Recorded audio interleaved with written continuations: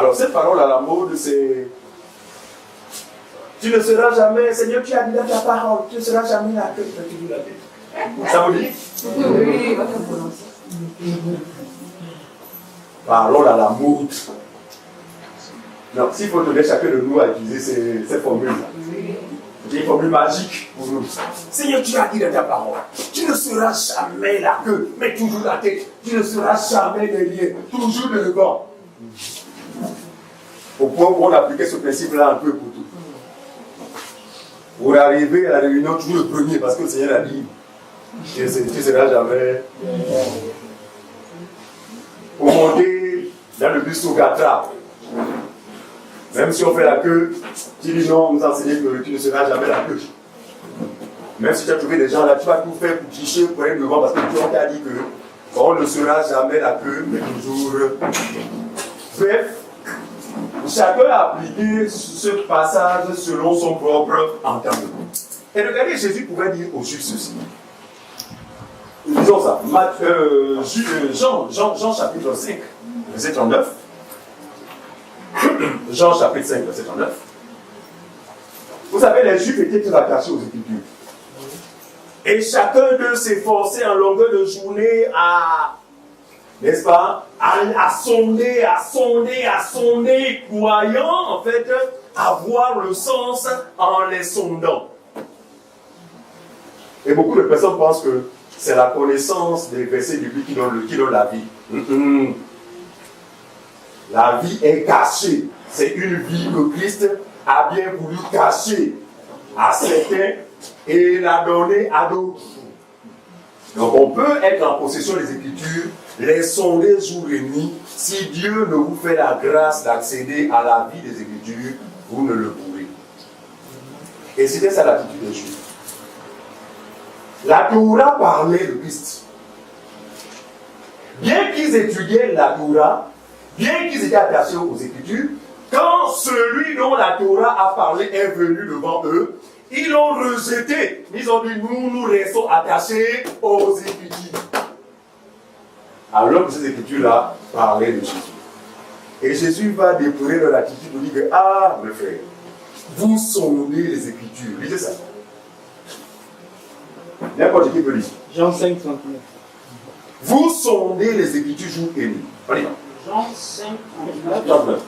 Vous sondez les Écritures parce que vous pensez avoir en elles la vie éternelle. Oui. Ce sont elles qui rendent témoignage de moi.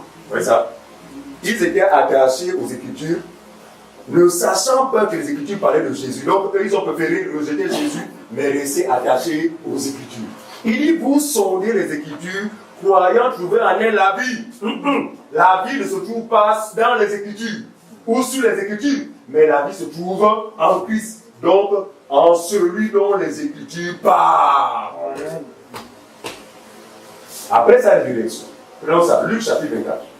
On va lire juste le verset 27.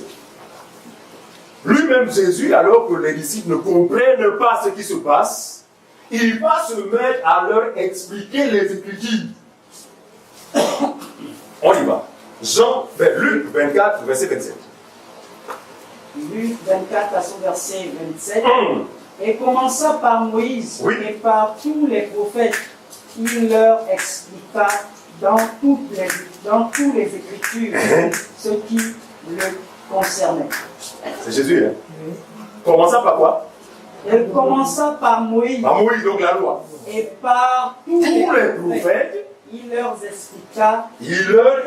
Dans toutes les Écritures. Dans toutes les Écritures. Toutes les Écritures. Or, vous savez que c'est poussé par le Saint-Esprit que les hommes ont parlé de sabbat.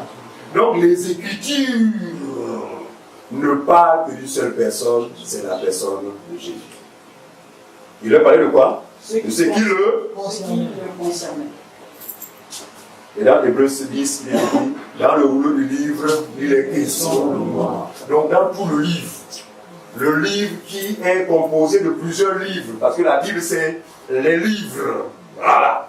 La Bible c'est les livres. Donc un livre à l'intérieur duquel il y a des livres.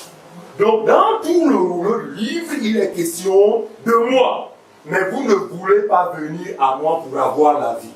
Vous rejetez la vie Mais vous vous appuyez sur les écrits, sachant, croyant que ces écrits pourraient vous donner la vie.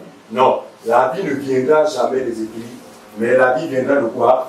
De la révélation de ces écrits.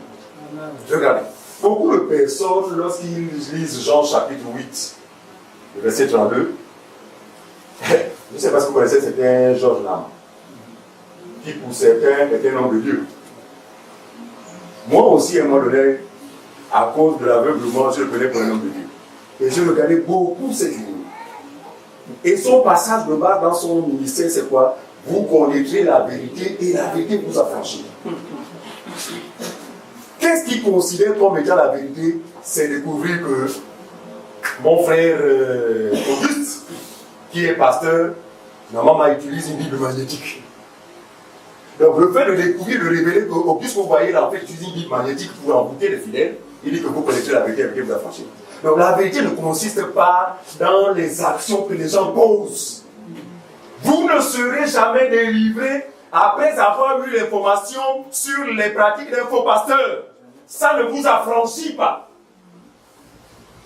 Mais Jésus a parlé d'une vérité qui libère. C'est laquelle? C'est accéder au sens des Écritures. Quand on accède au sens des Écritures, on éprouve une certaine liberté. Jésus a dit par exemple, priez sans cesse. Quand on n'a pas le sens des Écritures, tu m'interpelles si au cas où l'image n'est pas bonne. Jésus, voilà. Paul dit priez sans cesse. Et ce passage-là, lorsque nous n'avions pas l'explication, je vous assure, c'était un marathon pour les uns et les autres. Pourquoi? Parce qu'il était question d'appliquer ce qui est écrit. Priez sans cesse. On voyait des gens même qui n'allaient plus au travail. Parce qu'il faut prier sans cesse. Voilà. Mais qu'est-ce qui s'est passé lorsque vous avez eu le sens de cette écriture? Du repos, non? Voilà la vérité qui rend libre. Voilà la vérité qui affranchit. Donc c'est la révélation de la parole qui donne aux hommes d'accéder au repos que Dieu a promis. Il dit, venez à moi. Autrement dit, croyez en moi et vous éprouverez du repos. Oui, en Christ, c'est le repos éternel. Ici, quelque temps encore, lorsque nous n'avons pas prié, quelle culpabilité. Seigneur, pourtant, vraiment, je fais un effort, mais tout en ce temps, vraiment. Pardon, je suis pardon. Pardon, je suis pardon. Parce que pour toi, tu dois être, non, toujours constant. Et le moins de jours où tu manques de prier, tu n'es pas à l'aise. Mais qu'est-ce qui fait qu'aujourd'hui, même quand on n'a pas prié avant de dormir, on s'en paix? Parce que nous avons connu la vérité et la vérité nous a rendu libres. C'est pas ça qu'on comprend. Donc, la vérité ne consiste pas dans la fait de dénoncer. Non. Regardez.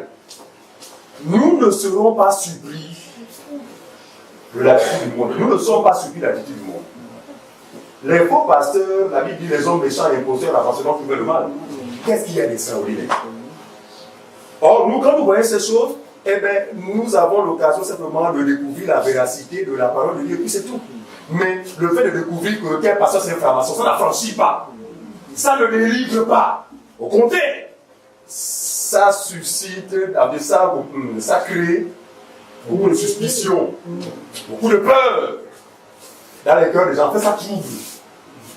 La vérité de Dieu ne trouble pas, mais elle nous rend réellement libres. Alors, nous voulons avoir le sens de cette écriture. Tu ne seras jamais la queue, la tête, mais tu ne seras jamais la queue, mais toujours la tête. Et vous allez voir que depuis que les faux chrétiens ont entretenu cette pensée erronée, cette pensée humaine, elle est diabolique parce qu'elle ne s'accorde pas avec la pensée de Dieu. Vous verrez que ceux qui sont à la tête, c'est toujours les non-croyants. Qui est président de République à ce pays, c'est qui? Les généraux là, ce sont les chrétiens. Donc arrêtons ces histoires. Vous voyez, la pensée du monde est telle que dans la vie de ces gens-là, vous savez, quand on n'est pas converti, en fait c'est la pensée du monde qui désormais nous régit. Donc on interprète la parole de Dieu toujours de façon toujours charnelle et terrestre. Or, les choses qui sont là-dedans parlent de quoi? De ce qui concerne le royaume de Dieu. Il dit, aucune prophétie de ce livre ne doit être l'objet d'une interprétation particulière. Donc, il n'a pas inventé, tout le tourne autour de Jésus et de son royaume. Maintenant, quand on a bien trouvé sur la terre, on comprend qu'on n'est pas converti, on est un monde. Depuis qu'ils prient comme ça dans leur classe, c'est tous les non-croyants qui sont les premiers de la classe. Même nous les croyants, pourtant les croyants, mais on est dirigés dans nos milieux professionnels par les non-croyants. Dieu se contredit, non. Et au jour même, c'est nous qui le comprenons par les choses de Dieu. Regardez. Dieu s'est révélé premièrement à un peuple. C'est ce que nous aimons. C'est-à-dire que quand quelqu'un a enseigné, il sait faire la part des choses. Deutéronome là, 28, ne s'adresse pas directement à nous. Premièrement à Israël. Parce qu'il fallait que Dieu mette en place un mécanisme visant un seul but. Vous avez été choqué. Faites tomber son peuple. Est-ce que ça soit bien là? Voilà. Mais quel est ce Dieu qui va chercher à faire tomber son peuple? Sans cela, vous dites qu'il est souverain. Oui, Dieu a pris les dispositions souverainement dans ce but. Faire tomber son peuple. Pour que la chute de ce peuple soit une bénédiction pour nous les animaux. Alors le frère va nous insulter. Les noms des nations étaient des animaux. Avant Christ fait animal, l'homme animal. Donc étranger aux choses de Dieu. Nous ne comprenions pas les choses. À la Bible, nous étions jadis éloignés. Mais le peuple, en fait, à qui Dieu a fait la grâce d'être en contact avec le véritable Dieu, c'est le peuple choisi d'Israël. C'est à lui, voilà le piège qui tendra à ce peuple. Ce piège va passer par l'obéissance à ses commandements. Il y a si tu obéis, disons cela. Deutéronome chapitre 28. Deutéronome chapitre 28, on va lire le verset 1 au verset 14. Celui qui l'a pas vu.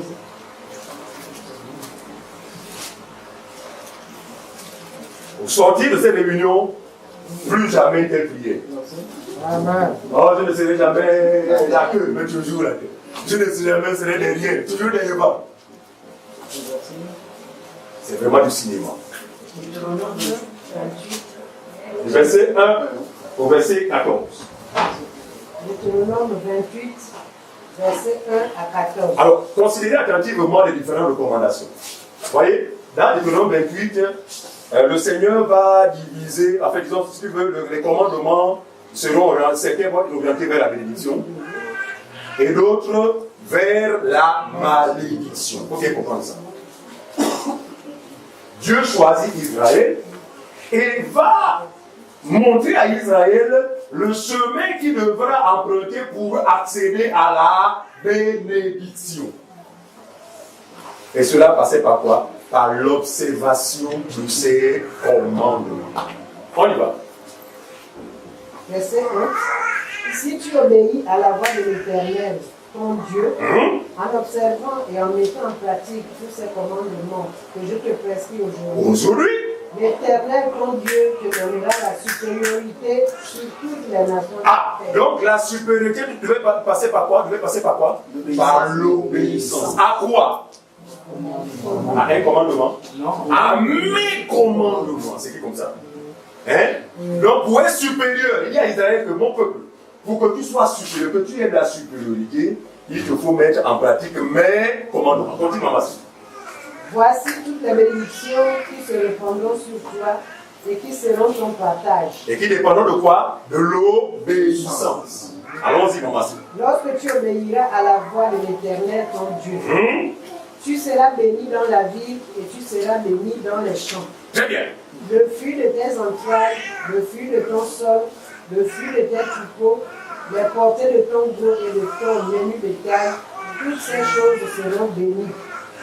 Ta corbeille et ta huche seront bénies. Béni. Tu seras béni à ton arrivée et tu seras béni à ton départ. Regardez, moi c'est moi. Vous savez, on a appliqué tout ça, non? Quand quelqu'un voyage. Quel est le passage qui revient? Seigneur, tu as dit à ta part, tu seras béni à ton arrivée, tu seras béni à ton départ. Mais sans s'assurer qu'on a obéi au commandement. Non, ça dit non, alors que ce sont les bénédictions qui dépendent de quoi? De notre obéissance au commandement. Mon ce contexte, tu as dit que cela béni à votre départ, votre arrivée. Non. Rentrer dans ça dépendait de notre obéissance des Juifs. Voilà. Dépendait de l'obéissance du peuple d'Israël. On continue. Verset 7. Oui. L'Éternel te donnera la victoire sur tes ennemis qui se lèveront contre toi. On y va. Et ils sortiront contre toi par un seul chemin. On continue. Et ils s'enfuiront devant toi par 7 chemins. L'Éternel ordonnera à la bénédiction d'être avec toi dans tes greniers et dans toutes tes entreprises. Il te bénira dans le pays que l'Éternel, ton Dieu, te donne. Tu seras pour l'Éternel un peuple saint, comme il te l'a juré, lorsque tu observeras les commandements de l'Éternel. Donc, si tu n'obéis pas, tu ne pourras pas être saint. Vous voyez bien que tout est conditionné par quoi? Par l'obéissance que Dieu exige à son peuple. Regardez, avant de continuer. Dieu savait que le peuple ne pouvait pas obéir à ses commandements. Mais comme je disais préalablement, il met en place ce mécanisme pour rechercher un seul but, afin que son peuple se heurte contre lui-même, contre la pierre. Voilà. Parce que leur chute, ou la chute du peuple d'Israël, est déterminante pour nous les chiens. Enfin, on va dire un langage un peu plus étranger, je n'invente rien. Autrefois, nous étions les chiens. Mais la chute d'Israël nous a permis de quitter la nature d'animaux ou d'animal pour revêtir la nature d'enfant de Dieu. Autrement dit, si Israël n'aurait pas chuté, ne serait pas tombé, nous n'aurions jamais accès au plan de salut. Donc, dans cette disposition-là, Dieu cherche à faire tomber son peuple. Comme vous avez l'habitude de dire, un seul commandement, Adam n'a pas pu l'appliquer. Combien de fois tout ça? Mais pour les flatter, il dit non, regardez, si tu obéis, regarde, tu seras comme ça. Et ça flatte. Et donc, ce n'est pas pour les inciter à faire quoi? À chercher à pratiquer. Mais en cherchant à pratiquer, c'est là qu'on connaît la chute. C'est là qu'on connaît la transgression. Et ils sont attirés par les promesses. Oh, vraiment, non, mais il dit que si j'obéis, donc chacun s'évertue à faire, mais dans cette démarche, c'est juste pour s'attendre à ce que chacun d'eux tombe. Est-ce que tout le monde comprend ça? Nous sommes encore dans le contexte du peuple d'Israël. On y va. On va citer.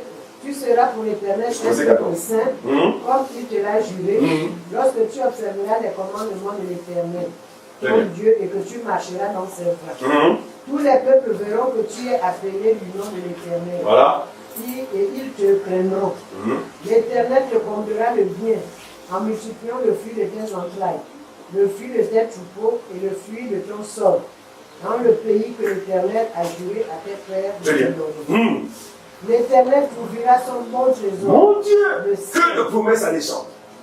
Pour envoyer à ton pays la pluie en son temps et pour bénir tout le travail de tes mains. Très bien. Tu prêteras à beaucoup de nations. Et tu n'emprunteras point. Donc une abondance inouïe. On y va. L'Éternel fera de toi la tête et non la queue. Ah, voilà la parole. Tu seras... Et l'Éternel fera de toi quoi? La tête et non la queue. À condition que tu obéisses. Ensuite. Tu seras toujours en haut. Et tu ne seras jamais en bas. Oh, bon, ça ne manquait pas de le prière. Ah, l'ignorance, oui. Lorsque tu obéiras au commandement de l'Éternel. La Jérusalem dit que cela ne sera possible que lorsque tu obéiras au commandement que l'Éternel t'a prescrit. Verset combien? 14? Verset 13. On y va. 14. Tu obéiras au commandement de l'Éternel, ton Dieu, que je te prescris aujourd'hui. Lorsque tu les observeras et les mettras en pratique, si tu veux bien souligner cela, lorsque tu les observeras et les mettras en pratique, et que tu ne te détourneras ni à droite, ni à gauche, de tous les commandements que je vous donne aujourd'hui, pour aller après notre Dieu et pour les servir. Donc, le côté malédiction, nous n'allons pas le lire, il était mal long. Mais ça commence du verset 15 au verset 68. Ça, c'est malédiction, c'était mal long. On prendra beaucoup de temps. Mais nous voulons nous intéresser sur un passage. On va prendre Deutéronome 28, le verset 15. Non. Deutéronome 28, verset 43 à 44. 43 à 44. Deutéronome 28, verset 43 à 44. Quelqu'un peut lire rapidement. L'étranger qui sera au milieu de toi s'élèvera toujours plus au-dessus de toi. Et toi... Vous comprenez ça? Il dit quoi? Il dit que ça c'est la désobéissance maintenant. Ça veut dire que si tu désobéis à ma parole, l'étranger, donc les chiens que nous sommes, feront quoi? S'élèvera toujours plus au-dessus de toi. Vous comprenez ça? Or, l'obéissance donne à Israël d'être au-dessus de nous. Mais sa transgression fera en sorte qu'on assiste au contraire. L'étranger, donc les chiens, les animaux, eux, prendront ta place. Tandis que toi, à qui les promesses ont été faites, tu te retrouveras en dessous ou encore derrière. C'est pas ce que je comprends. Continue mon frère. Et toi, tu descendras toujours plus bas. Verset 44. Il te prête que tu ne lui prêteras pas. Très bien. Il te prêtera. Alors que normalement, c'est elle qui devrait nous prêter. Mais maintenant, à cause de la désobéissance, nous serons maintenant dans l'abondance et en train de prêter au peuple à qui les promesses ont été faites. Regardez, il s'agit là des aspects prophétiques. C'est dans ce domaine-là qu'un prophète dans l'église est capable de vous apporter de l'explication. C'est ce qu'on dit. Le prophète, ce n'est pas celui que nous connaissons dans l'église de l'éveil. Non, ce n'est pas lui. Il n'est pas prophète. Il n'est pas prophète. Le prophète, se reconnaît par sa capacité à lire entre les lignes prophétiques. C'est-à-dire que ça, c'est une ligne prophétique. Il doit être capable de décoder. Voilà le prophète. C'est un voyant, mais il voit dans les Écritures. Il a une clairvoyance dans les Écritures. Donc, il donne le sens des prophéties pour les ramener vers la personne de Jésus qui est l'accomplissement. Voilà le prophète dans l'Église. Non, on n'est pas prophète parce qu'on connaît les pratiques mystiques, n'est-ce pas, auxquelles se livrent les faux pasteurs. On n'est pas prophète parce qu'on a une capacité à dénoncer, non! Mais on est prophète parce que nous pouvons situer le peuple quant aux aspects des Écritures à visage prophétique. Est-ce que vous comprenez ça? On y va. Voilà, donc, lui, reprends le verset 44, s'il te plaît, David. Il te prêtera. Il te prêtera. Et tu ne le prêteras pas. Voilà. Il sera la tête et tu seras la queue. Alors qu'au départ, qui doit être la tête? Israël. Mais si tu désobéis, les chiens seront la tête et toi tu seras désormais la queue. Donc, on dit que la position de queue et tête dépend de quoi? Dépend soit de l'obéissance, soit de la désobéissance. Il faut qu'on soit bien clair. C'est clair? C'est à ce moment que Dieu aura fini de tendre le piège à son peuple. Le piège est tendu, mais il va leur donner une recommandation. Deutéronome 28. Deutéronome 28, non. 30. Deutéronome 30. Deutéronome chapitre 30, verset 19. Donc maintenant, le piège est tendu. Dieu a tendu le piège à son peuple. Ceux qui regardaient cette vidéo seront choqués, mais nous ne pouvons qu'utiliser les termes, n'est-ce pas, appropriés. Donc il faut avoir l'esprit pour comprendre ce que ça veut dire. Dieu, nous insistons, a tendu un piège à son peuple, afin que son peuple tombe dans ce piège. Et ils sont tombés tous. On y va. Deutéronome 30, 19. Écoutez attentivement. Le piège est déjà tendu. Voici ce que Dieu va donner comme dernière recommandation au peuple. Vas-y.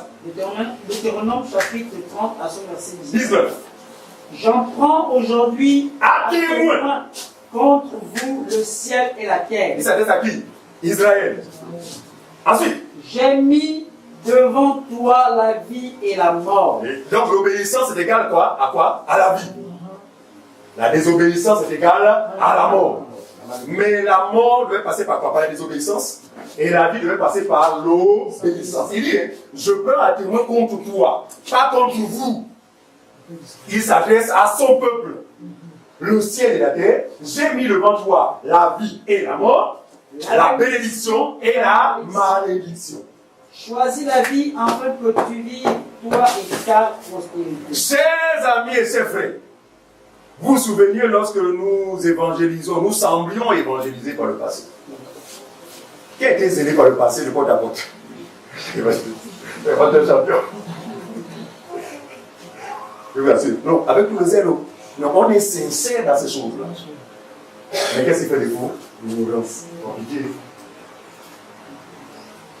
Mon ami, ce verset-là ne manquait pas dans mes péchés. Et sans comprendre le contexte, je le collais à un autre contexte. Pour dire à celui qui m'écoute que mon frère, là, soit tu choisis d'accepter Jésus, n'importe quoi. J'ai mis devant toi la vie et la mort, la bénédiction et la malédiction. Choisis la vie afin que tu vives. Et j'argumentais. Dieu nous aime tellement qu'il dit non, mon frère, non. Dieu nous a dit, choisis la vie. On connaît ça fait contexte, le contexte du salut. Comme si le salut s'obtiendrait par la décision que quelqu'un pourrait prendre. C'est terrible. Non, il n'en était rien. Ici, c'est Dieu qui dit bon, maintenant que le piège vous est tendu, mais vous pouvez faire un choix. Mais quand Dieu peut faire un choix, il sait que le peuple ne pouvait faire d'autre choix que la transgression. De par leur incapacité à observer tous ces commandements juifs de toutes les promesses qui étaient rattachées. Vous suivez? Ok, on y va. Choisis la vie, c'est ça? On a fini? 19 seulement. Oui. Hein? Voilà. Il dit choisis la vie. Donc le peuple d'Israël devait maintenant faire quoi? Faire un choix minutieux. Celui de quoi? De rentrer en possession de la vie, de rentrer en possession de la bénédiction. Cela devait passer par quoi? Par leur obéissance. Ce sont là-dessus. Par leur obéissance au commandement que Dieu leur a clairement laissé. Donc celui qui transgressait ces commandements était considéré par Dieu comme quoi? Ayant fait le choix de faire quoi? De choisir la mort et la malédiction. Regardez. Daniel va nous apporter une information qui va effectivement nous dire exactement si Israël a pu observer ses commandements ou pas. Daniel chapitre 9. On va lire le verset 10 au verset 11. Daniel chapitre 9, le verset 10 au verset 11. Celui qui a la page peut commencer. C'est 10 à 11. Nous n'avons pas écouté la voix de l'Éternel, notre Dieu. Daniel était un juif, non? Suscité à quel moment? Après ou avant la loi? Les interprétations qui sont écrites dans la loi de Moïse, serviteur de Dieu, parce que nous avons péché contre Dieu. Très bien. De quoi fait allusion Daniel ici? Deutéronome 28. Est-ce que tout le monde comprend ça? Ici, Daniel reconnaît que si aujourd'hui sommes ce que nous sommes, c'est suite à quoi? À notre incapacité d'observer tout ce que le Seigneur nous a donné comme loi. C'est dit comme ça? Donc, Israël, à cause de cette obéissance, a choisi la mort. A choisi la malédiction. Est-ce que vous comprenez ça? Or, au départ, Dieu dit, j'ai mis devant toi le ciel de malédiction, mais choisis la vie afin que tu vives. Pourquoi Israël n'a pas choisi la vie? Parce que le but de Dieu, suivez-moi bien, le but de Dieu n'était pas de s'attendre à ce qu'Israël choisisse la vie, mais au contraire, c'est qu'Israël choisisse la mort. En choisissant la mort, Israël est dans le plan, si vous voulez, le plan de Dieu est en harmonie. Parce que Dieu avait prévu de faire tomber son peuple Donc leur chute fait quoi? A arrangé Dieu. En fait, leur chute est en harmonie avec ce que Dieu a voulu d'eux. Très bien. Donc Israël est tombé dans la mort et dans la malédiction. Lisons Ésaïe chapitre 1, verset 4. Donc dans ces chutes, dans ces chutes, au lieu d'être à la tête, ils sont devenus la queue. Au lieu d'être devant, ils sont retrouvés derrière. Est-ce que vous comprenez ça? Donc la chute les a inversé justement ce qui devrait être suite à leur obéissance. On y va bien. Ésaïe 1,4. Ésaïe 1, 4. Oui. Malheur à la nation pécheresse, au peuple chargé d'iniquité, à la race des méchants, aux enfants corrompus. Voilà. Ils ont abandonné l'Éternel. Il s'agit d'Israël toujours. Hein. Ils ont abandonné quoi? Ils ont abandonné l'Éternel. L'Éternel. Ils ont méprisé le Saint d'Israël. Ils ont méprisé le Saint d'Israël. Ils se sont retirés en arrière. En arrière. Ils se sont retirés en arrière. Alors qu'au départ, ils sont devant. Mais suite à leur désobéissance, ils se sont retrouvés en arrière. Regardez. Quand le peuple d'Israël prend du recul, au lieu d'être la tête, devient la queue, ça veut dire que la tête doit être, un peuple doit remplacer leur place, doit prendre leur place. C'est pas ça qu'on comprend. Donc au départ, ils sont la tête. Les désobéissances leur donnent de se retrouver maintenant derrière, déjà la queue. Mais la tête ne va pas être vide. Il faut que la tête soit occupée, mais par qui? Par les chiens. Comme disait dans cette maison tout à l'heure, Dieu a fait cela expressément, non pas qu'il a de la haine pour son peuple, mais parce qu'il a prévu que les nations rentrent dans son plan de salut que par la chute de ce peuple. Donc il fallait que le peuple tombe pour que les nations rentrent dans le plan de salut. Et parce que vous allez voir plus tard, vous aurez l'occasion d'en parler, après que la totalité des nations soit rentrée, Dieu va repartir vers les siens pour les faire rentrer également. Est-ce que vous comprenez ça? On va comprendre ça. Alors, lisons Matthieu chapitre 5. Donc, c'est là où commencent les choses. L'obéissance est égale à la vie. Or, nous savons que la vie, c'est qui? C'est Christ lui-même. Donc, il fallait que quelqu'un vienne accomplir ces commandements, suivez-moi bien, pour que le Deutéronome chapitre 28, à partir du verset 15, soit le partage, non des justes selon la chair, mais des justes selon l'esprit. Quand on parle des justes selon l'esprit, c'est et les juifs selon la chair, et nous les nations, mais tous qui ont cru au Seigneur. Parce qu'on va voir tout à l'heure là que Dieu va faire de ces deux peuples un seul peuple. Dieu ne s'appuie plus sur les critères des juifs selon la chair, mais sur le critère spirituel. Donc un juif qui a cru devient un juif selon l'esprit. Un Gabonais ou un monsieur des nations qui a cru devient un juif selon l'esprit. Donc il va former un seul peuple avec les deux parties. Mais cela ne pouvait être possible que par l'obéissance d'un seul. Voilà. C'est-à-dire que les promesses sont là. Mais le problème, c'est que qui va être capable d'obéir? Est-ce qu'on veut ça? L'homme a essayé, non? Isaïe a essayé, il n'a pas pu. Donc il fallait maintenant que Dieu lui-même trouve un moyen de quoi? De permettre l'accession à ces bénédictions. Et cela devait passer par quoi? Par l'obéissance d'une seule personne. Qui ne vient pas du Congo. Qui ne vient pas de Niali, ni de Bosséjou. Qui ne vient pas de la Kounambe. Quelqu'un qui vient d'en haut. Et celui qui vient d'en haut, là, frère, ce n'est pas un homme comme vous et moi. Bien qu'il a été prophète. C'est celui qui est descendu. Bien qu'il a été prophète. On a échangé, elle me dit que non, j'ai ma soeur là, m'a dit que non, Jésus n'a jamais été un prophète. Comment se fait-il que Jésus qui est Dieu soit un prophète? Et puis j'ai donné des passages pour lui montrer que Jésus était dans le corps, dans le chair. Par conséquent, il a été un prophète. Même Isaïe a reconnu que c'était un prophète. Est-ce que vous comprenez ça? Donc, c'est lui qui ne vient que pour une seule mission sur la terre, obéir. afin que la vie soit communiquée aux morts. C'est-à-dire à ceux qui avaient choisi la mort. Prenons ça. Matthieu chapitre 5, verset 17. Matthieu 5, 17. Matthieu 5, verset 17. Écoutez.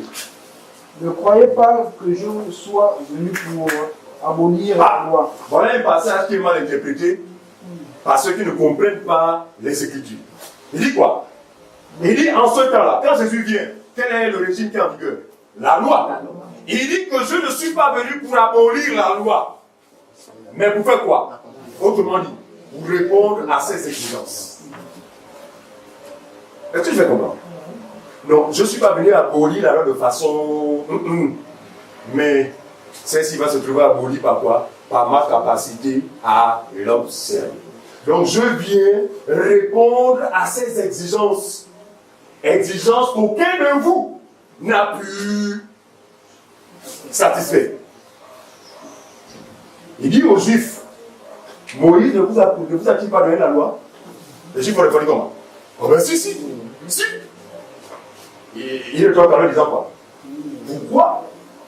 Alors, nul ne vous n'observe la loi. Vous reconnaissez que Moïse a donné la loi, mais pourquoi vous êtes incapable de l'observer? Non, il savait que le peuple ne pouvait pas. Mais il est venu pour l'observer. C'est ça, c'est comprendre. Il dit, je ne suis pas venu pour la loi, mais je suis venu l'accomplir. Accomplir, c'est quoi? C'est répondre aux exigences de la loi. Et la Bible déclare qu'il a été obéissant jusqu'à la mort de la loi. Alléluia. Non, il a obéi. Regardez, s'il y a quelqu'un qui n'a jamais transgressé la loi, c'est la personne de Jésus. Amen. Et cela dans un seul but, permettre aux incapables que nous sommes, et les Juifs et les Grecs, d'accéder aux promesses de Deutéronome 28 après verset 15. Autrement dit, ce n'est qu'en Jésus qu'on est la tête et non la queue. Regardez, pas des choses qui relèvent de la terre, pour peu, c'est le cas. Mais pourquoi tous ne sont pas des directeurs généraux? Pourquoi tous ne sont pas des ministres? Pourquoi il y a encore parmi nous les chômeurs? Mais écoutez, la réalité c'est que si nous sommes en Jésus, nous sommes désormais la queue. La tête. La tête et non la queue. Devant et non derrière. Ça choque. Les gars, ça va vous choquer si vous regardez à votre état social. Non, ça n'a rien à voir avec les choses sociales. Amen. Avec les choses de la terre. Amen. Cela a un rapport avec les choses de l'esprit. En effet, nous sommes la tête. Pour une seule raison, non pas parce que nous ne sommes pas venus obéir, parce que nous sommes en celui qui a obéi. Amen. C'est pas ce que je comprends. Suivant. Je ne suis pas bien bon alors, continue. Mais l'accompli, c'est ça? Oui, une fois venu pour abolir la loi, oui, pour les prophètes, je suis venu non pour je suis venu non pour abolir, mais pour accomplir. Voilà. Non pour abolir, mais pour accomplir. Voilà le sens de cette écriture. Donc, prenons Jean. 1 Jean chapitre 5, verset 12. 1 Jean chapitre 5, le verset 12. 1 Jean chapitre 5, le verset 12. Verset 12. Il est écrit ce qui suit. Celui qui a le Fils a la vie. Ah! Celui qui n'a pas... Regardez, attendez-nous là. Est-ce qu'on établit une relation entre la vie dont a parlé Moïse? Il dit, j'ai mis devant toi quoi? La vie et la mort. La bénédiction et la malédiction. Or, la Bible dit quoi, mon frère David? Celui qui a le Fils a la vie. Ah, merci Seigneur. Pourquoi seulement celui qui a le Fils? Parce que le Fils a obéi. Amen. Celui qui n'a pas le Fils de Dieu n'a pas la vie. Merci. Celui qui n'a pas le Fils de Dieu n'a pas la vie. Regardez. Comme Israël devait tomber, en désobéissant, Israël n'a pas la vie. C'est ce que je comprends. Une preuve. Jean chapitre 1, le verset 12. Rapidement, quelqu'un va lire. Voici ce qui démontre qu'Israël n'a pas la vie. Je ne veux pas d'Israël selon la chair. Israël veut que vous courez pour aller chercher les robes, pour aller chercher les képis, aller chercher les... Jean chapitre. Si quelqu'un connaît les appellations de leur support là, il faut me donner ces différents noms. Pour aider ceux qui aujourd'hui se font passer pour les juifs. Et ça dit comme les juifs, avec des caries, des choses bizarres. On y va. Jean chapitre 11, verset 12. Suivez. Mais à tous ceux qui l'ont reçu, Non, verset 11, elle est venue chez les siens. Elle est venue chez les siens. Donc la vie, suivez, la vie est venue chez les siens. Premièrement. Mais pour y accéder, il fallait obéir. Mais les siens ne l'ont point reçu. En quoi faisant? En la transgressant. Donc cette vie-là est partie de chez eux à la recherche des peuples qui en avaient besoin. Est-ce que vous comprenez ça? On y va. Elle est venue chez les siens et les siens ne l'ont point reçu. Mais à tous ceux qui l'ont reçu, à ceux qui croient. À tous ceux au pluriel. Vous n'êtes pas venus chez les siens, singulier. Mais à tous ceux au pluriel. Donc les nations, à ceux qui l'ont reçu, et en ceux qui croient en son nom. C'est pas écrit, et en ceux qui obéissent. Pourquoi c'est différent? Il n'est pas écrit, mais à ceux qui obéissent à la loi. Mais à qui? Mais à ceux qui croient en son nom, elle a donné le pouvoir de devenir enfant de Dieu. Comment sommes-nous devenus enfants de Dieu? À la foi. Oh, Dieu va exercer un peu. Non, pour avoir la vie, il faut travailler. Il faut pratiquer. Est-ce que vous comprenez ça? Non, il savait que nous sommes la même nature que les Juifs, mais il fallait qu'ils tombent. Ainsi, Dieu est en harmonie avec son plan. On est à Jean chapitre 1. Hein? Okay. Donc, reprends la vie. Celui qui a la vie, celui qui a le Fils a la vie. Celui qui n'a pas le Fils n'a pas la vie. Tu as fini de lire ça? Jean 5, 12. Relis, s'il te plaît. Celui qui a le Fils a la vie. Celui qui n'a pas le Fils de Dieu n'a pas la vie. Je vous ai écrit ces choses afin que vous sachiez que vous avez la vie éternelle. Merci, Seigneur. Vous croyez au nom du Fils de Dieu. Alléluia. C'est là où l'église doit dire vraiment Amen, quoi. Non? Parce qu'on a dit Amen deux fois, vraiment, non, à tout être, mais là, voilà des choses qui attestent. La grâce qui est désormais le fatal. Celui qui a le Fils a la vie. Celui qui n'a pas le Fils n'a pas la vie. Et je vous ai écrit ces choses afin que vous sachiez que quoi? Que vous avez la vie éternelle. En quoi? Vous qui croyez au nom du Fils de Dieu. Vous qui croyez au nom du Fils de Dieu. Donc nous, on a eu la grâce de comprendre que non, par nos propres œuvres ou par l'obéissance de la loi, on va tomber comme Israël. Mais Dieu nous a permis de faire quoi? De croire seulement en lui et d'être considérés aujourd'hui comme des personnes étant capables ou ayant été capables d'observer toute la loi. Matthieu chapitre 19, verset 30. Matthieu 19, verset 30. Alors, regardez, ce qu'il vient de faire va faire en sorte que Israël, qui était censé être à la tête, va se retrouver à la queue. Et comme je disais, Israël se retrouvant à la queue, le côté de la tête ne peut être vide. Donc Dieu va assister à quoi? Maintenant, à l'inverse. Donc nous les chiens, on va curieusement maintenant occuper la première place sans avoir pratiqué la loi, mais par la foi en Jésus. Tandis qu'Israël, qui s'est efforcé à chercher à pratiquer. Non, lisons ça. Avant de lire ce passage. Voilà. Allons-y dans Romains chapitre 11. Voilà. Merci. 11. Romains chapitre 11, verset 11 à 12. Romains 11, 11 à 12. Romains 11, 11 à 12. On y va. Suivez. Je dis donc. Est-ce pour tomber qu'il est bronché? Est-ce que c'est pour tomber qu'Israël a bronché? Loin de là. Mais par leur chute, le salut est devenu accessible par eux. C'est ça? C'est l'écrit. Oui. Et qui sont tombés pour le plaisir de tomber? Loin de là. Mais ils sont tombés pour que le salut soit accessible aux animaux, à nous. Ensuite.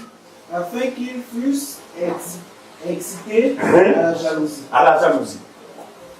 Or, si leur chute a été la richesse du monde, et leur amoindrit seulement la richesse des païens, combien plus sera-t-il ainsi quand ils se convertiront? Donc tous, on va être là. Ça veut dire que Dieu ne les a pas abandonnés. Il faut comprendre ça. Mais Dieu les a donnés sur un petit balayage en attendant, nous peut mettre le temps qui se relève, nous on a en train de rentrer. Vous comprenez ça? Regardez, qu'est-ce qui se passa lorsque Noé et sa famille rentrent dans l'arche? Les bons lecteurs, qui était les premiers à rentrer dans l'arche? Merci. Merci. Tout cela était prophétique. Pourquoi pas Noé? Pourquoi les animaux? Parce que Dieu avait prévu premièrement de faire les animaux que nous sommes, et puis la famille de Dieu, donc Israël. Donc tout ce que vous voyez là, ce sont des histoires. Ce sont des choses inspirées par Dieu lui-même. Mais il faut des ministres de l'esprit pour apporter de l'explication. Et c'est l'explication qui fait vivre, justement. Est-ce que vous comprenez ça? Non, les faits, même quand Jésus marche, quand Jésus crache, il ne crache pas pour le hasard de cracher. Quand il prend la salive avec la boue, c'est pas le hasard. Tout cela a un sens. C'est pourquoi les ministres sont établis, c'est pour donner du sens. Nous, on n'est pas là pour répéter les Écritures. Les Écritures ne de personne. Mais c'est le sens qui donne la vie. Et la vie, c'est quoi? C'est une question de la liberté. On éprouve de la liberté. On sort comme des zouk qui pesaient sur nous. Très bien. Il y a un repos qui est réservé pour le peuple de Dieu. Et celui qui rentre dans ce repos se repose de ses soucis. Bon. Romains chapitre 9. On va lire verset 30. Non, revenons encore une autre. Matthieu chapitre 9, 2. Romains chapitre 9, verset 30 au verset 33. Voilà un passage qui indique clairement le ce pourquoi Israël est tombé dans le piège. Romains chapitre 9, verset 30. Que dirons-nous donc? Que dirons-nous donc? Les païens qui ne cherchaient pas la justice. Donc nous les chiens, qui ne cherchons pas la justice. Nous étions dans les ténèbres, mais il dit quoi? On a obtenu la justice. La justice qui vient de la foi. Tandis qu'Israël qui cherchait une loi de justice n'est pas parvenu à cette loi. Israël, pour accéder à la vie, Dieu leur dit travailler. Chercher à appliquer. Or, nous, pour y entrer, pour accéder, on n'a pas travaillé. Nous ne sommes pas par la foi. Mais pourquoi Dieu nous donne un autre moyen différent d'Israël? Parce qu'il fallait qu'Israël tombe. C'est la suite, mon frère. Au verset 32, oui. Pourquoi? Parce qu'Israël l'a cherché non par la foi, mais comme provenant des œuvres. Merci. Ils se sont heurtés contre la pierre d'achoppement, selon qu'il est écrit. Voici, je mets à Sion une pierre d'achoppement. C'est pour dire que Dieu leur a tendu un piège. Et un rocher de scandale. Dieu, c'est dit qu'il place quoi, devant Sion quoi, une pierre d'achoppement. Donc, qui passe le rocher là-bas, ça va tomber. Et un rocher de scandale. Ensuite. Et celui qui croit en lui ne sera point confus. Amen. C'est nous. Comme nous avons pris l'affaire, nous serons point confus. Pourquoi? Parce que le rocher sur lequel nous appuyons, frère, c'est le rocher le plus solide. Qu'aucune tempête ne peut déplacer. Qu'aucune intempérie ne peut affecter. Il dit que celui qui s'appuie sur ce rocher ne sera point confus. Il y a du vent en pas et point. Point. Donc, jamais. C'est pourquoi sur ce rocher, frère, on est en paix. Amen. On baille vraiment avec. Vous comprenez mon langage, j'espère? Ok. On y va pas maintenant Matthieu. Matthieu chapitre 19, verset 30. Oui. Plusieurs des premiers seront les derniers, et plusieurs des derniers seront les premiers. Regardez, notre confusion antérieure nous a amené, je pense, ce passage à procoller la situation sociale. Admettons que M. Minko, nous sommes les PMM. M. Minko a été le premier à avoir un boulot. Et pendant qu'il avait ce travail, c'était vraiment le shérif. Il écrasait tout le monde. Même quand il demandait, il était blanc, il va donner 1000 francs, il était blanc, bien blâmé. Et puis, curieusement, M. Minko connaît une situation compliquée du point de vue professionnel. Et c'est moi qui ai demandé 100 francs maintenant qui occupe maintenant une bonne position sociale. Je vais appliquer ce passage. Les premiers seront les derniers. Je suis ignorant. C'est juste. Et je sais que plusieurs ont collé ces choses-là. Il ne s'agit pas de ces choses-là. Le contexte de l'esprit est celui d'un peuple préalablement premier, devenu dernier. Amen. Et nous derniers, devenus derniers. Est-ce que vous connaissez ça? C'est pourquoi il faut le sens des Écritures. On va tout utiliser comme ça. Avant, c'est compliqué. Que Dieu nous aide. Ne connais plus ce passage à vos parents. Parce que pour le travail, tout est grâce. Hein? Oui. C'est une grâce de travail. Donc on connaît des diplômés faits. Parce que ça fait 5 ans qu'ils ont dit, on ne peut pas nous. Vrai ou faux? Ouais. Mais qu'avons-nous de plus que si ce n'est la grâce de Dieu? Je connais même des vrais frères en Christ dans le chômage. On va expliquer ça. Donc attention, il ne faut pas coller les choses de cette vie avec les choses de l'esprit. Voilà. Donc plusieurs des premiers seront les derniers. Plusieurs des derniers seront les premiers. Seront les premiers. Regardez, Jésus va prendre une parabole toute seule. Prenons Matthieu chapitre 21. Dans ces paraboles, le Seigneur explicite. Mais il faut avoir des oreilles et des yeux pour comprendre le fond de celle-ci. Matthieu chapitre 21, le verset 28 à 32. Jésus est rejeté au milieu des siens. Jésus sait que désormais au premier plan, ce sera plus son peuple, ce sera maintenant les animaux. Mais il va donner une parabole que les Juifs eux-mêmes ne comprendront pas. On y va. Un homme, on y va. Que vous ensemble cette parabole. Un homme avait 2 fils. Suivez. Un homme avait combien de fils? 2 fils. Regardez tout le tour autour des 2 peuples. Israël et les nations. C'est pourquoi on parle de 2 fils. Même la parabole du fils prodige ou prodigue. On parle de 2 fils, non? Non, il n'est pas question d'un pour nous avec les Chira. Il est question toujours d'Israël et les nations. Un homme avait 2 fils. Ensuite. Et s'adressant au premier. Et s'adressant au premier. Regardez, il s'adresse au premier. Mais qui est premier? Non. Ils étaient premiers. Mais ils ont fait, on a vu ça l'année dernière, ils ont transgressé. Par conséquent, ils ne sont plus les premiers. Ils sont maintenant. Voilà. Donc Dieu s'adresse au premier que nous sommes devenus. Suivez. S'adresse au premier. Oui. Il dit. Mon enfant. Va travailler aujourd'hui dans ma vigne. Et vous savez que quand ce n'est pas le vigne, il parle du genre quoi. Vous avez déjà lu la parabole des serviteurs, il y avait dans sa vigne. Il a envoyé les gens que les gens ont tués. Et puis plus tard, il a envoyé son fils, il l'a encore tué. La vigne, c'est le royaume de Dieu. Donc il parle le premier, donc aux nations. Va travailler dans ma vie. Aujourd'hui dans ma vie. Oui. Il répondit. Je ne veux pas. Ensuite, il se répondit. Très bien. Je ne veux pas, c'est la condition première des nations. L'ignorance, les ténèbres. Mais plus tard, on s'est répandu. Vas-y, frère. Il se répandit. Oui. Il alla. S'adressant à l'autre, il dit. S'adressant à l'autre, il dit la même chose. Et le fils répondit, je veux bien, Seigneur. Et il n'alla pas. Très bien. Et en effet, Israël a brillé par un semblant de disposition, d'un amour vis-à-vis de leur Dieu. Vrai ou faux? En matière de non, mais vraiment le culte était pratiqué, mais dans le fond, ils étaient incrédules. Le ne veut pas là, c'est quoi? C'est l'incrédulité. Il dit quoi? S'adressant à l'autre, il dit la même chose. Oui. Et ce fils répondit, je veux bien.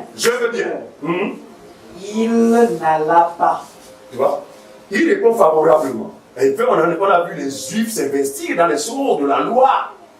Mais dans le fond, l'incrédulité a pesé sur eux. Donc, en cela, ils refusèrent d'aller travailler dans la vigne. pendant que la même proposition nous a été faite, nous on a dit au départ comment? Non, on ne parle pas, non. Après, qu'est-ce qui s'est passé? On s'est répandu. On est parti travailler dans la vigne.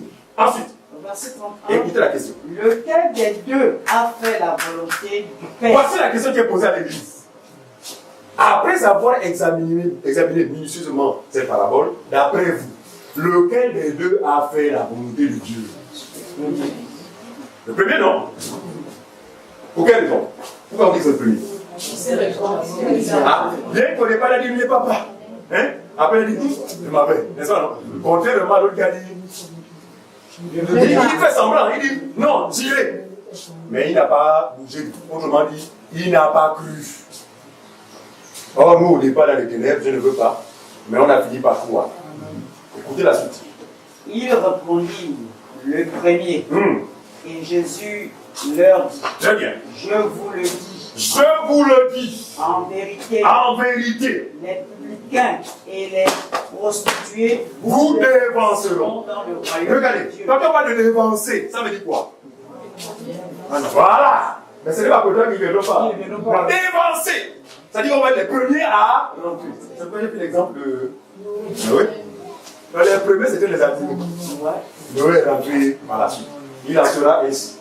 Ça veut dire qu'Israël ou encore les nations seront premièrement sauvées. Et puis ensuite, Dieu repartira pour ôter le voile qu'il a placé. Parce que c'est Dieu qui a placé le voile dans le cœur. Pour qu'ils ne croient pas. Jusqu'à ce que la totalité des élus parmi les animaux rentrent. Après qu'ils seront rentrés, Dieu partira pour enlever dans le cœur, n'est-ce pas, le cœur de Pierre. Et le remplacer par le cœur de... Et ceux-ci croiront. Et ils rentreront aussi. Mais après que nous soyons rentrés. Amen. Est-ce que tout le monde comprend ça? Donc le salut actuellement est parmi les nations. Commencez par décourager vos parents qui sont en train de tomber sous la séduction qui est proposée dans Béni, dans la télévision maudite. Non, Malédiction TV. Cette chaîne ne bénit personne. Au contraire, elle égare les gens. Non, c'est un groupuscule d'escrocs qui se sont organisés pour séduire les ignorants à envie de leur soutirer des sous. Attendez, vous avez des témoins qui sont envie par ces ignorants. Non, vous n'avez pas la parole, vous allez prendre un crédit. Surtout quand les mamans appellent la parole. Oh, vraiment, c'était comme ça. Avant, mais quand tu sais l'argent, c'est comme si j'avais la même pensée. Mais depuis que je me suis lavé aujourd'hui, oh là là, un des pieds. Vous n'avez pas la parole. On fait comprendre un crédit. Tous les ignorants courent vers un peuple. Mais lequel? Un peuple qui est dans le piège.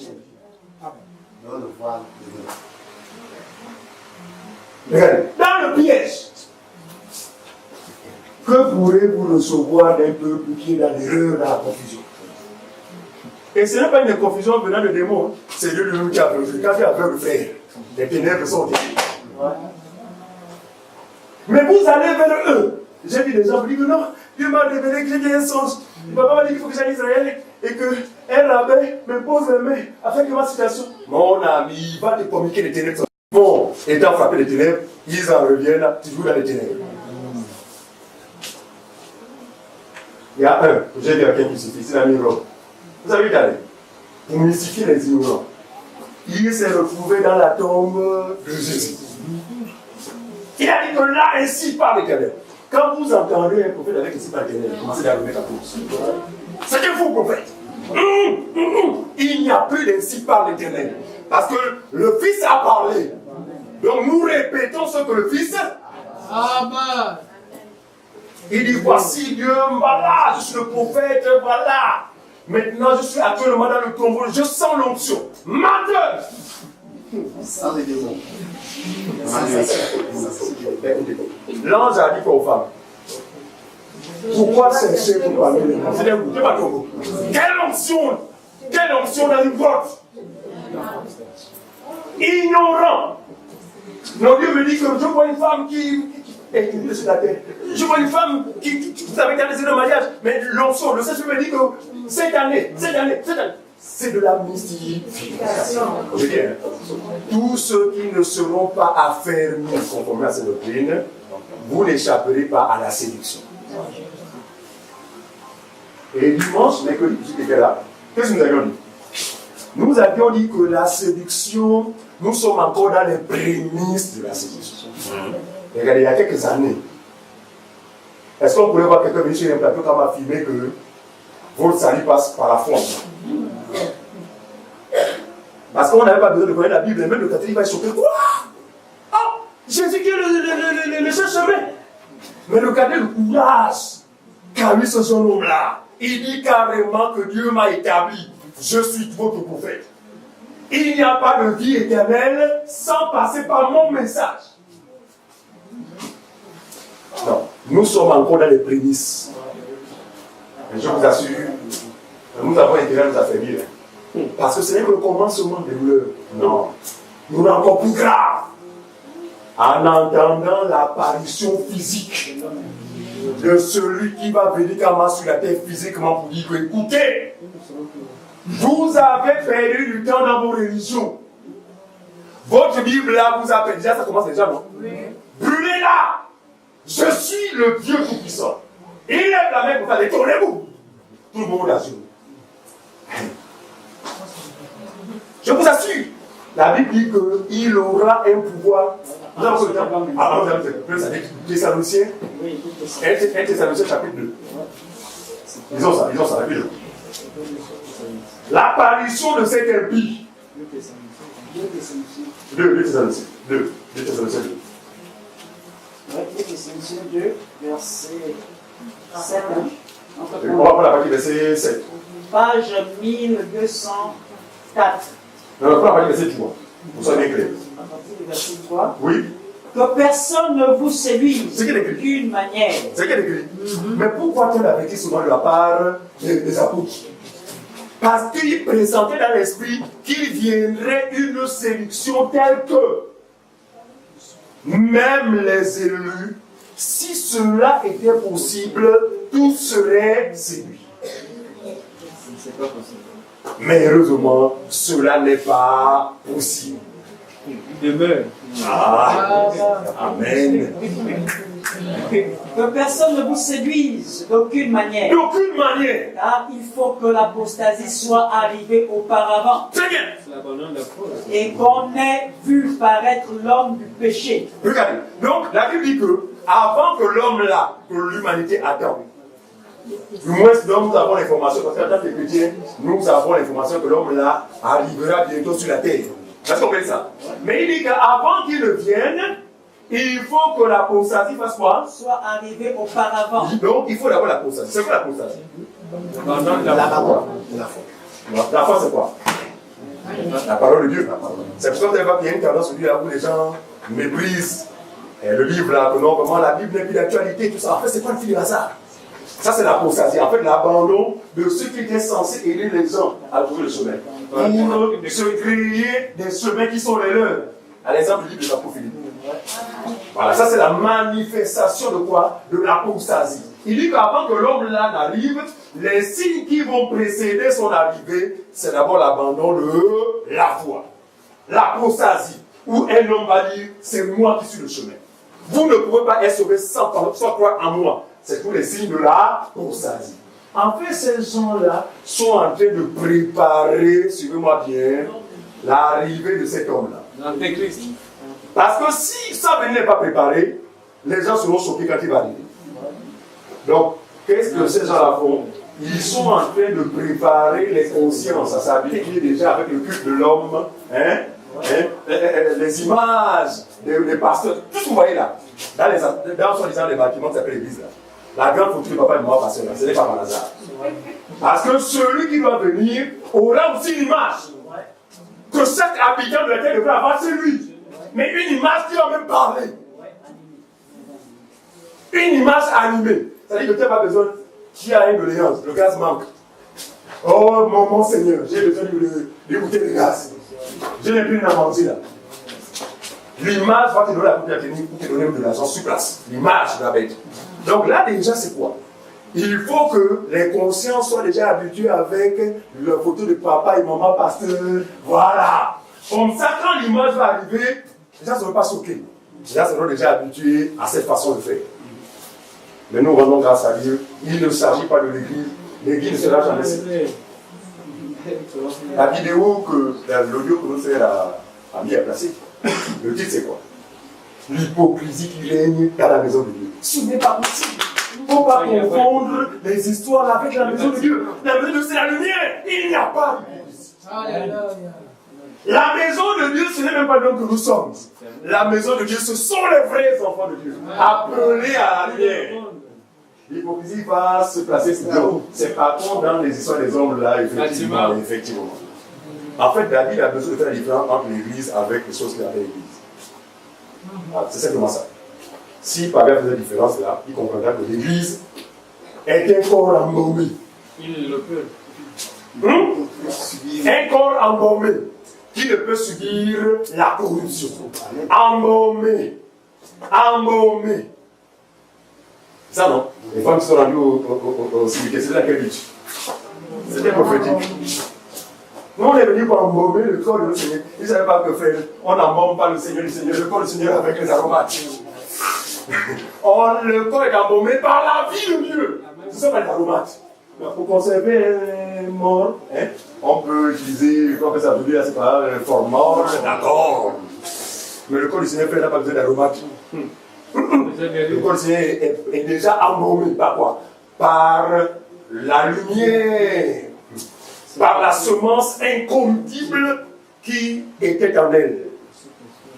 Vous comprenez ça? Vas-y mon frère. Car il faut que l'apostasie soit arrivée auparavant et qu'on ait vu paraître l'homme du péché. C'est écrit comme ça. Donc après ces choses, l'homme du péché va apparaître. Le fils de la perdition. Le fils de la perdition. Verset 4. Donc il vient dans le monde, c'est pourquoi? C'est pour égarer tous les ignorants. Mais le gardien, on a grâce à Dieu parce que quand ces choses se feront, nous ne serons plus sur la terre. Amen. Voilà la bonne nouvelle. Donc, nous, on est témoins des antéchrists qui sont là bien préparés son lit. À l'exemple de Jonas et Capophile. Ils sont en train de tendre les draps pour que le riz où monsieur vient dormir. Voilà. Mais quand il venait à dormir, nous, on ne serait déjà pas très amen. Du moins ceux qui sont en Christ. On y va faire. Verset 4. Oui. L'adversaire qui s'élève au-dessus de tout ce qu'on appelle Dieu. Ce n'est pas nous qui parlons. Ensuite. Ou ce que l'on adore. Jusqu'à s'asseoir dans le temple. Regardez. Il va s'auto-proclamer Dieu lui-même. Se proclamer lui-même Dieu. Regardez. Sa proclamation ou son autoproclamation va être justifiée, frère, par des miracles que le monde n'a jamais enregistrés. Par des signes que le monde n'a jamais enregistrés. Regardez, j'ai été en même temps choqué, mais en même temps encouragé lorsque j'écoutais l'une des prédications de Capophile. Oui, il témoignait de ce qu'au cours d'une campagne d'évangélisation quelque part en Côte d'Ivoire, eh bien les malades étaient guéris. Les personnes souffrant du cancer, les cancers, quittaient les corps comme ça. Regardez, Capophile est l'antéchrist. C'est pourquoi nous disons qu'attention avec les miracles. Capophile, c'est l'antéchrist. Mais j'ai entendu des femmes témoigner que j'avais le cancer. Mais quand le prophète n'a pas prié pour moi, le cancer a disparu. Bien sûr. Le miracle n'est pas l'apanage seulement des enfants de Dieu. Au contraire, il est clair, l'antéchrist va faire des miracles jamais vus dans ce monde-là. Et c'est justement ces miracles qui vont amener les gens à dire, mais il a raison. Qu'est-ce que je fais avec la Bible? Qu'est-ce que je fais? Finalement, j'ai perdu du temps dans l'église. Voilà le vrai Seigneur. Parce qu'il va être concret et pratique. Vous avez un pied coupé? Non, il n'y a pas de machin. C'est l'heure de la démonstration. Monsieur, madame, venez par ici. Vous avez un pied coupé? Un pied coupé. Puis comment? Monsieur vous fait pousser le pied. Et quel pied? Le pied avec lequel vous êtes né. Attendez. Comment le mettre en cause comme ça? Ah, ça c'est Dieu. Ah, voilà! Enfin, on a le vrai Dieu. Parce que je me souviens quand tu étais à l'église catholique là-bas, tu demandes à quelque chose, il faut attendre longtemps. Oh, lui là, c'est quoi? C'est le petit contact. Ils vont considérer que nous qui allons être enlevés, nous étions dans l'erreur. En fait, c'est Dieu qui va leur affecter un esprit d'égarement. Le monde va être coupable, va être victime d'un esprit d'égarement qui les amènera à faire quoi? À croire davantage à ce qui est faux. Continue, frère. Et maintenant, Et maintenant, vous savez ce qui le retient afin qu'il ne paraisse qu'en son temps. autrement dit, pourquoi l'homme n'en apparaît pas maintenant? Pour une seule raison. Hein? Alors, et bien sûr, c'est notre présence qui l'empêche d'apparaître. Aussi longtemps que l'Église est sur la terre, il ne peut pas apparaître. Mais ce n'est qu'après notre enlèvement que ce dernier va trouver un terrain où il va exercer pleinement son pouvoir. Est-ce qu'on connaît ça? On y va. Au verset 7, Oui. car le mystère de l'iniquité agit déjà. Voilà. Ce mystère agit déjà. Mais à travers qui? À travers les faux Christ, à travers les antéchrists, les Jonas. Ce sont eux qui participent déjà à la manifestation du mystère de l'iniquité. Les Cacophiliques, les Kimbangu, en fait, tous les sectes. Voilà. Tout ce monde-là. Là-bas. Les arrêtés, là. Tous. Et il faut d'abord que le ministère de l'iniquité. Il dit quoi? Car le mystère de l'iniquité agit déjà. Nous sommes témoins de ces choses, non? Non, nous assistons à la manifestation du mystère de l'iniquité. On y va. Il faut seulement que celui qui le retient encore ait disparu. Ah! Il faut seulement qu'on parte. Maman, il descend en flèche. Regardez, quand il descend, il viendra pas forcément du ciel. Il viendra de quelque part à travers le monde. Nous ne connaissons pas sa nationalité, mais ça nous importe peu. Ce qui nous importe, c'est que c'est l'homme du péché, l'homme impie, qui vient accomplir les prophéties. Ensuite, Verset 8, et alors paraîtra l'impie que le Seigneur Jésus détruira par le souffle de sa bouche et qu'il anéantira par l'éclat de son très bien. aveugle. Donc, malgré tout ce qu'il va faire, il est appelé à être détruit. Ensuite, Verset 9, l'apparition de cet impie se fera par la puissance de Satan. l'apparition de cet impie, suivez-moi bien. Donc, son apparition dans le monde se fera par la puissance de Satan. C'est qui comme ça? Avec toutes sortes de miracles Suivez. et de signes C'est pourquoi on dit, hein? et des Regardez, prodiges. ne soyez pas mystifiés parce qu'il faut passer faire des miracles. Son père, l'homme impie, en fera de plus grand. Il dit l'apparition de cet impie. Un impie, c'est quoi? C'est carrément l'adversaire de Dieu, l'opposé de Dieu. Je suis convaincu que, de la même manière Dieu s'est incarné sur Jésus, Satan va s'incarner sur Jésus. Ouais, Satan lui-même, quoi. Parce que vous savez qu'il est dans une démarche d'imitation. La Bible dit qu'en Jésus habitait corporellement toute la plénitude de la divinité. En lui aussi va habiter corporellement toute la plénitude satanique. Voilà! Il sera rempli de Satan. Ouais. Parlez comme ça. On y va. Verset 10. Oui. Avec toute la séduction de l'iniquité, Mon Dieu. pour ceux qui périssent, Merci Seigneur. parce qu'ils n'ont pas reçu L'amour de la vérité. Être Donc, sauvé. ne sera séduit que ceux qui périssent. Mais qui sont ceux qui périssent? Les incrédules. Ceux qui ne croient pas à l'évangile de la bonne nouvelle. Est-ce que vous comprenez ça? Ils seront séduits. Relis ça, mon frère. Et parce que tous les et avec toute la séduction Oui, vas-y. de l'iniquité, Oui. pour ceux qui périssent, Périssent. parce qu'ils n'ont pas reçu l'amour de la vérité Ah. pour être sauvés. Arrêtons ça. Ils n'ont pas reçu l'amour de la vérité. C'est ça? Oui. Donc, l'amour de la vérité, on le reçoit. On le reçoit, non? Est-ce qu'on cherche ça et on trouve ça? Non. Est-ce que c'est un amour qu'il faut chercher pour trouver? Non, à la fois. On le reçoit, mais par la grâce, frère. Oui, oui, c'est ça, fait par la foi, mais la foi n'a jamais précédé la grâce. C'est d'abord la grâce. Et puis, la grâce suscite la foi, c'est ça? Voilà. Il dit, cette séduction ne s'abattra que sur ceux qui périssent. Parce qu'ils n'ont pas reçu l'amour. Pour une seule raison, ils n'ont jamais reçu l'amour de la vérité. Vérité doit être sauvée. Contrairement à l'équipe, parce que c'est l'équipe qui a reçu l'amour de la vérité, c'est pourquoi on est sauvé. Ensuite, Verset 11. Aussi Dieu leur envoie une puissance d'égard c'est pas ce que j'ai dit tout à l'heure. pour qu'ils croient au mensonge. Très bien, je vous dis, hein, L'église de réveil, parce que tous, regardez, suivez-moi bien, toutes les dénominations là, les membres des églises que vous connaissez, la soi-disant église là, au moment où nous parlons, tous sont convaincus qu'ils vont être enlevés. Moi j'ai tenu ces raisons normales. Pour une seule raison, j'étais actif. Moi j'ai chanté à l'église. Moi je me sanctifie. Hein? Donc chacun de nous en fait a une conviction de ce que il va être enlevé. Mais regardez, dans la réalité, ils ne connaissent pas Dieu. Par conséquent, ils seront ces personnes-là qui resteront après que nous soyons enlevés. Mais c'est eux qui vont effectivement se dire, mais on a perdu du temps. Parce que quoi? Dieu leur envoie un esprit d'égarement qui va leur donner effectivement de croire davantage à la vérité. Ils vont être convaincus que ceux qu'ils ont été par le passé, avant l'arrivée de cet homme, c'est n'importe quoi.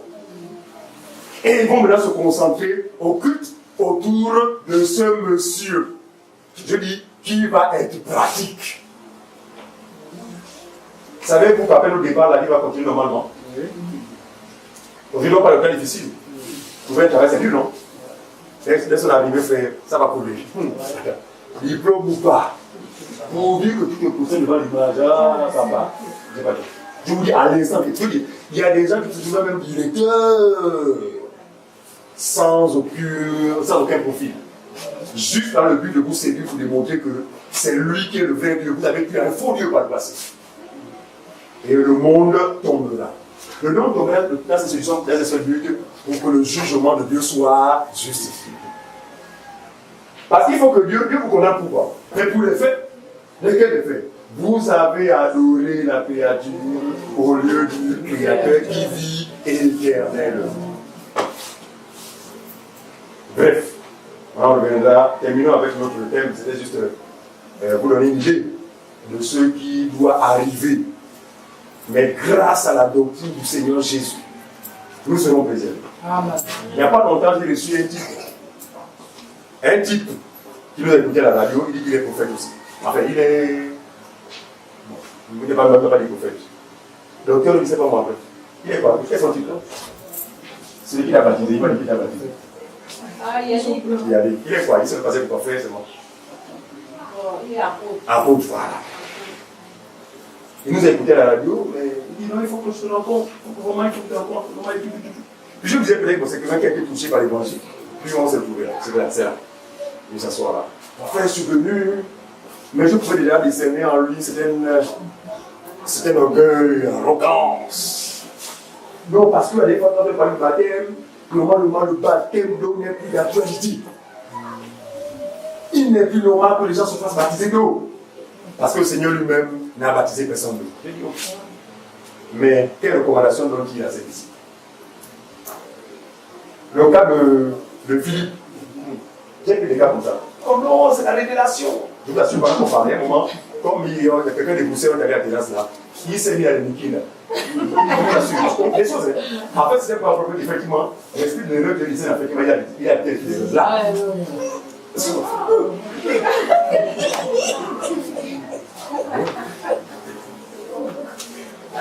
Donc ce n'est pas fini.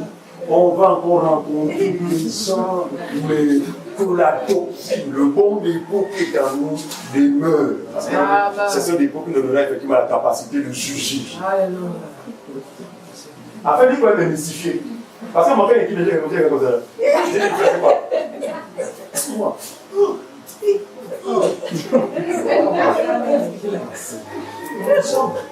Voilà. Pour lui, c'est jamais persuadé, c'est jamais convaincu qu'on ne va plus jamais passer le baptême. Il a dit, mon enfant, fais bon. Écoute, je prends le temps de t'écouter, hein. Tu vas remarquer que je ne vais pas trop répondre. Je ne vais pas t'écouter, mais la prochaine fois, on va se retrouver. Je prends note de tout ce que tu m'as dit. Non, parce que dans les phrases, mais c'est moi qui l'ai baptisé. Puis je dis, mais moi, je confondais parce que c'était même. Et quelqu'un me dit que non, il fallait qu'avec vous aussi, c'est moi qui l'avais imposé le maître. Parce qu'il dit que le baptême dans le Saint-Esprit, dans l'église, ne doit passer que par les positions de main. Je n'amène pas plusieurs parce qu'on expliquer que quand les apôtres ont fait ça, c'était pour typifier, c'était pour justifier le fait que le salut vient des Juifs et que ce salut devait passer par les Juifs pour être communiqué aux nations. Parce que dans le développement de l'église, on n'a plus jamais vu le don du Saint-Esprit par l'imposition des mains. J'ai amené à Éphésiens chapitre 1, verset 13, que c'est après avoir entendu. Même si tu es au fond de la salle, si tu manifestes la foi, l'évangile, Dieu t'apporte son esprit. Amen. Et là, il m'a encore envoyé que ça il faut qu'on se retrouve encore parce que vous avez prêché sur le salut qui ne se perd pas. Je ne suis pas d'accord. Je ne suis pas d'accord, alors la Bible est d'accord, la parole est d'accord. Bref. Donc, il y a des gens comme ça, mais je l'engage à Dieu pour Ephrasie parce que Ephrasie n'a pas demeuré dans ces choses parce que tu es destiné à la vie. Amen. Voilà. C'est vraiment quelqu'un. Mais le problème, c'est que c'est quelqu'un qui peut se ressaisir, mais il est orgueilleux. Il est imbu de sa personne. En fait, lui connaît tout. C'est un prophète. Voilà. C'est un gens qui en fait qu'on ne peut pas enseigner quoi. Donc, et il dit que lui, la particularité, ça veut dire qu'il a reçu l'évangile par révélation exactement comme l'apôtre. C'est les jeunesse. Et Dieu a même voulu le matin. Bon, est-ce que l'évangile qu'a reçu l'apôtre Paul était différent de celui des autres qu'ils ont reçu par Jésus physiquement? Que Dieu nous préserve la séduction. Terminons avec ce passage-là. Terminons avec Romains chapitre 25. Romains 10, 25 à 31. Donc, pour revenir au thème, notre thème. Donc, nous sommes aujourd'hui les premiers, d'accord? Nos amis les Juifs sont les derniers. C'est un privilège. Ah! Je réalise qu'on a bien fait, quoi. Donc, Dieu avait prévu de sauver les non-croyants de cette manière. Vous comprenez ça? En fait, les non-juifs. Il avait prévu de sauver les non-juifs de cette manière. C'est pourquoi il a tendu un piège à son peuple. Voilà. On y va. Romains 10, 25, 31. On va beaucoup effacer. Romains 10, 25, 31. Non, il n'y a pas 25. Donc, Romains 9. Romains 9, 25, 31. Romains 9, 25, verset 31. Ouais. Selon qu'il le dit dans Osée, j'appellerai mon peuple celui qui n'était pas mon peuple. Ah! Et bien-aimé, celle qui n'était pas la bien-aimée. Il parle de qui ici? Nous non. Ensuite, les païens. Et là où on leur disait, vous n'êtes pas mon peuple, ils seront appelés fils de Dieu vivant. Amen. Ésaïe, de son côté, s'écrit au sujet d'Israël. Quand le nombre des fils d'Israël serait comme le sable de la mer, un reste seulement sera sauvé. Car le Seigneur exécutera pleinement et promptement sur la terre ce qu'il a résolu. Non, ça va contre Romains 11, autant pour moi. C'est Romains 11, voilà, Romains 11, 25. Romains 11, voilà. verset 25. Voilà. Car je ne veux pas. 25 à 31. Voilà. Car je ne veux pas. Car je ne veux pas, rapidement. Frère, que vous ignorez ce mystère. Voilà, je ne voudrais pas que vous ignoriez ce mystère. Lequel? Afin que vous ne vous regardiez point comme sage. Comme sage. Et c'est qu'une partie d'Israël est tombée. Non, dis pas. Une partie d'Israël est tombée. Ça veut dire que tout Israël n'est pas tombé. Hein. Il y a des Juifs selon la chair, mais à qui Dieu a fait la grâce de croire. Mais c'est la majorité d'Israël qui est tombée. Ensuite. Dans l'endurcissement, jusqu'à ce que la totalité des païens soit entrée. C'est ce qui est écrit. Ils sont tombés dans l'endurcissement jusqu'à ce que la totalité des païens des animaux rendirent. Ensuite. Et ainsi tout Israël sera sauvé. Regardez, quand il dit tout Israël, c'est quoi? Ceux qui ont reçu l'esprit. Israël selon l'esprit, parmi les Juifs, et Israël selon l'esprit. C'est ça tout Israël. Ce n'est pas que tout le peuple d'Israël sera sauvé. Non! Parce que parmi eux, il y a aussi des incrédules, des gens qui sont destinés à la perdition. Donc les élus parmi les nations et les élus parmi les Juifs, c'est ce qu'on appelle tout Israël sera sauvé. On y va. Selon qui est écrit, le libérateur viendra de Sion. Très bien. Et il détrônera de Jacob les impiétés. Voilà. Et ce sera mon alliance avec eux lorsque j'ôterai leurs péchés. Voilà. Ici, il parle ici de la démarche qu'il va entreprendre vis-à-vis de son peuple pour le ramener. Ensuite, Jusqu'à 30. On a dit combien? On y va. En ce qui concerne l'évangile, oui. Ils sont ennemis à cause de vous. Voilà. En ce qui concerne l'évangile, ils sont ennemis de Dieu à cause de qui? À cause de nous. C'est qui écrit? Amen. Voilà. Ensuite.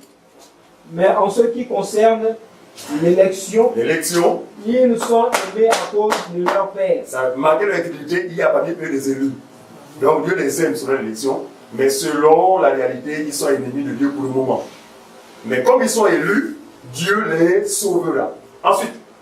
Car Dieu ne se repent pas de ses dons et de son appel. Voilà. De même que vous avez autrefois désobéi à Dieu, et que par leur désobéissance, vous avez maintenant obtenu miséricorde. De même, ils ont maintenant désobéi, afin que, par la miséricorde qui vous a été faite, ils obtiennent aussi miséricorde. Voilà. Donc nous, au départ, nous étions désobéissants, mais la désobéissance a permis que nous ayons miséricorde. Eux aussi, à leur tour, ils sont désobéissants, mais Dieu leur accordera la possibilité aussi de recevoir sa miséricorde. En cela, Dieu sera juste pour les deux parties. Et Dieu ne fait exception de personne. Oui, je comprends. Ok. Donc voilà un peu ce qu'on pouvait partager au sujet de notre position en Christ. Donc, pour être créé, le passage de tu ne seras jamais la queue, toujours la tête, tu ne seras jamais en bas, toujours en haut, s'applique aujourd'hui à qui? À tous ceux-là qui sont en Christ. Mais n'ayez pas pour indice les choses de cette vie. Amen. J'insiste qu'il y a des vrais croyants, mais qui sont au chômage, qui sont au boulot. C'est pourtant qu'ils sont la queue, nous disons non. Parce que la queue, c'est pour ceux qui les obéissent. Mais en Christ, il n'y a aucun désobéissant. Tous sommes obéissants par la foi en celui qui a obéi en tout et pour tout. Pourquoi Dieu l'a souverainement élu. Et lui a donné la première place. Mais là où il est, c'est là où nous sommes. Amen. Sans cela, nous sommes la tête. Que Dieu bénisse sa parole. Amen. Amen. Ok.